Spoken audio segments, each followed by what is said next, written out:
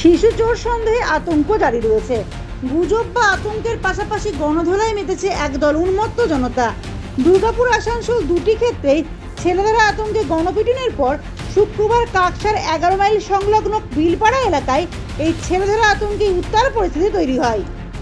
ওই এলাকায় 4 জন যুবক একটি শিশুকে কোলে নিয়ে ঘুরছিল, আর তাতেই সন্দেহ হয় স্থানীয়দের।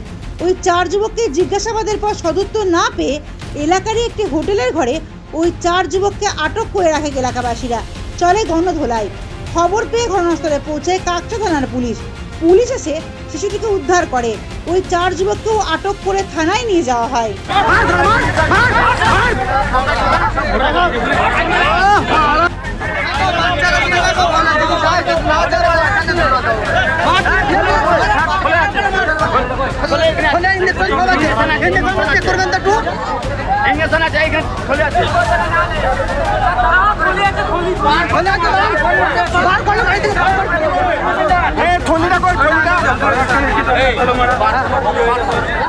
ওই 4 যুবককে নিজেদের হেফাজতে নিয়ে তদন্ত শুরু করেছে পুলিশ।